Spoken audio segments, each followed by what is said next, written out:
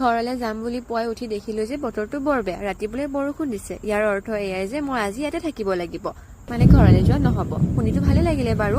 অলপৰ বৰষুণ দিয়াৰ পিছত যেতিয়া বৰষুণ ৰখিলে, বৰমা মাতিলে আমাক জলপান খাবলৈ। জলপান খাই আমি দুজনী ওলাই গলো দোকানলৈ। আৰু যিহেতু মই এনেদৰে চাইকেলত উঠি আগতে পোৱা নাছিলো, চ' মোৰ বহুত বেছিয়ে ভয় লাগিলে। আধা ৰাস্তাৰ পৰা মই নামি দিলো। জোৰ কৰি তাই মোক আকৌ চাইকেলত উঠাই ললে। তাৰপিছতে দুজনী ঘৰত আহি গলো আমি দাদাজনৰ ঘৰত জেতুকা ল'বলৈ। মানে মই ঘৰলৈ ডাল লৈ যাম বুলি ভাবিলো, চ' জেতুকাৰ ডাল দুটামান লৈ ললো। আৰু এই তগৰ পাত ইমান ধুনীয়া লাগিছিলে, চ' তাৰো ডাল এটা ল'ম বুলি যাই মই কাটিব দিলো, বাট তাই চাওকচোন গোটেই ফুলে সৈতে কাটি আনিলে। আৰু ঘৰত আহি আমি দুজনী লাগি গলো জেতুকা পাত ছিঙাত, আৰু ই লাগি গল পাত খোৱাত। আৰু দেখিলো গছত যে কপৌ ফুলৰ পুলি ওলাইছে, চ' বৰ্তাক কলো ময়ো ঘৰলৈ লৈ যাওঁ বুলি ভাবিছো। এবাৰ আমাৰ ঘৰতো কপৌ ফুলিব, মানে অহাবাৰ বহাগত। আৰু লেম্প জ্বলাই আমাৰ উৎপাত চাওক, মানে ৰিলচ বনাম বুলি ভাবিলো আৰু বনালো কেইটামান, কিন্তু আপলোড কৰিবলৈ নহলগে, মানে ভালেই নহলগে। আৰু আজি ভিডিঅ'টো ইয়াতে সামৰিলো। Bye bye.